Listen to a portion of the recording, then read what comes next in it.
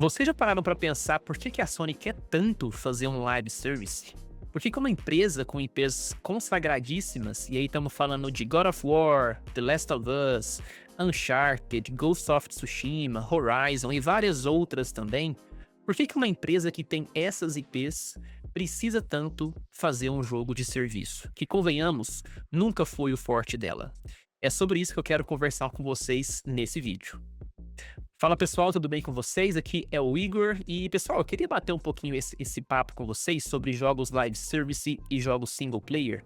Mas antes da gente entrar nesse assunto, a gente precisa contextualizar um pouquinho a história da Sony. Desde o PlayStation 1, a Sony sempre foi muito forte no lançamento de jogos single player, que são jogos offline que tem uma gameplay muito boa, claro, mas que tem um aspecto muito forte na história.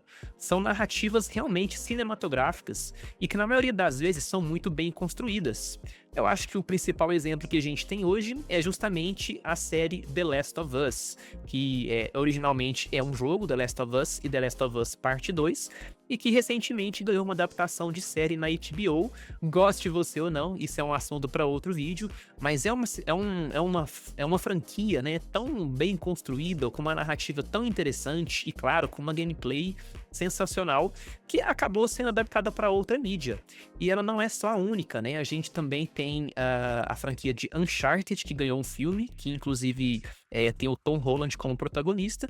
E existem alguns rumores também de que God of War também é uma franquia da Sony que pode virar, se não me engano, é série no futuro.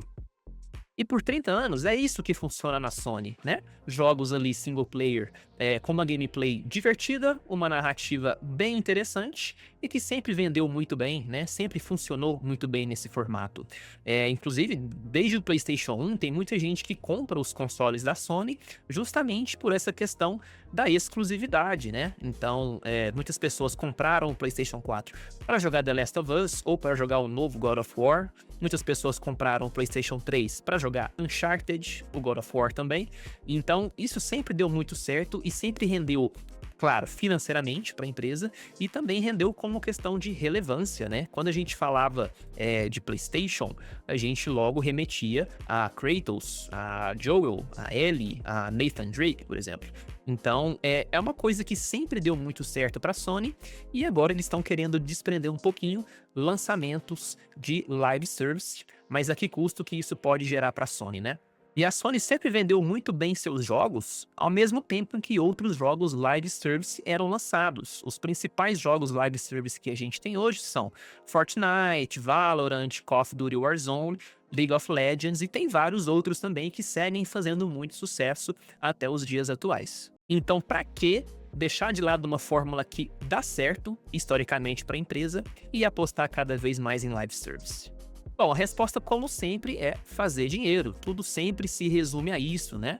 A Epic Games, por exemplo, faturou mais de 9 bilhões de dólares em 2 anos apenas com o Fortnite. Então, é um dinheiro realmente, muita grana, né? Muita grana. 9 bilhões de dólares é muito dinheiro. E quando a gente fala de Fortnite, a gente tá falando de dinheiros, de dinheiros é bom, né? De dinheiro com microtransação, né? Com venda de skin, venda de passe de batalha. Então é realmente uma quantia muito grande para um jogo que é grátis.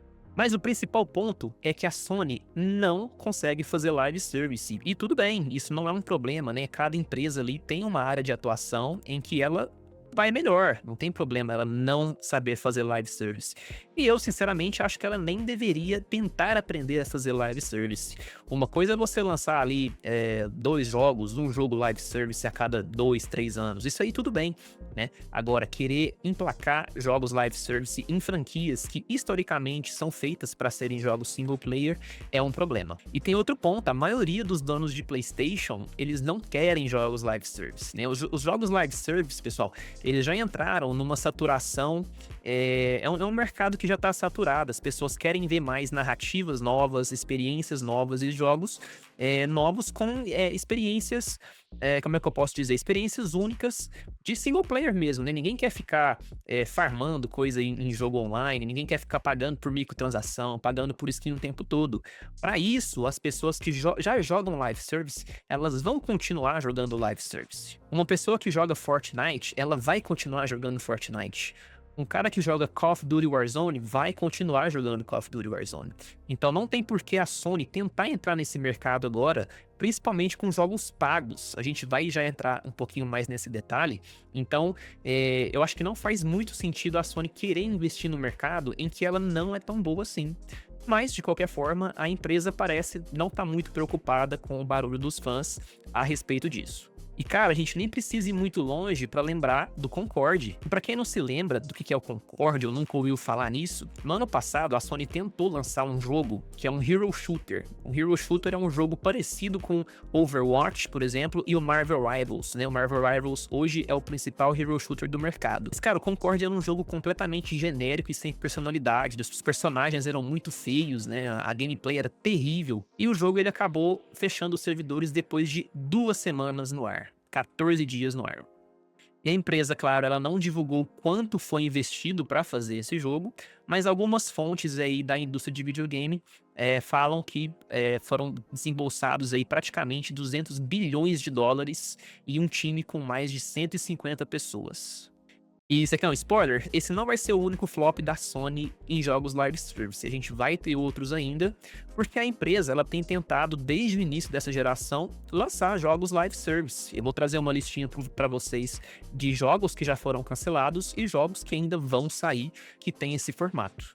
E claro, a gente teve Helldivers 2, que sim, foi um sucesso para a Sony, né? Um jogo lançado para PlayStation 5 e para PC, mas que eu vou te falar, nem os desenvolvedores estavam esperando por tamanho sucesso do jogo.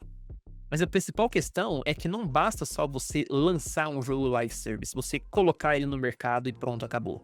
Para ter um jogo live service relevante, você precisa ter atualização constante, você precisa de patch de correção, você precisa burfar é bom, você precisa buffar e nerfar personagem, e o principal, você precisa ter um conteúdo que seja minimamente relevante para você prender aquela base de jogadores, né? Você lançar o jogo e abandonar ele logo na sequência, vai dar 3 meses e vai fechar os servidores, né? Como aconteceu recentemente ali com o jogo da Ubisoft, né? Que é o X-Defiant. Acho que não deu nem um ano, né? E o jogo vai fechar os servidores aí, acho que já fechou, não tô... Agora, de cabeça, não lembro. Mas o jogo durou pouquíssimo, né? Porque é um jogo grátis, sim.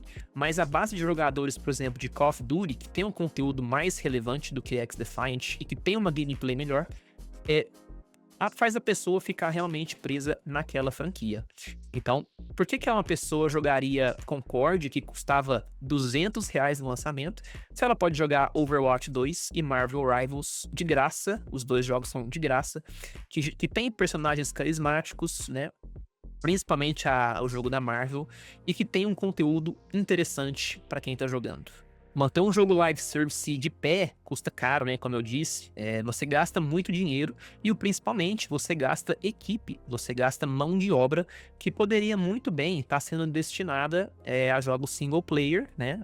Você poderia estar desenvolvendo novas IPs, novas histórias e novas experiências com o tempo que você gasta em jogos live service, que é justamente o que quem tem um PlayStation quer, né? A pessoa que tem um PlayStation hoje, ela quer mais Uncharted, ela quer mais The Last of Us, quer mais God of War e quer novas IPs também. Então, é uma estratégia que pra mim não faz muito sentido.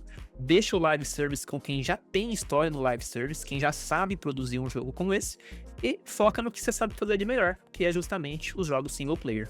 E essa fixação por jogo live service, ela se reflete nessa geração, né? Porque eu, particularmente, conheço muita gente que tem reclamado e a Sony simplesmente não tem jogo, né? Não tem muito jogo para lançar.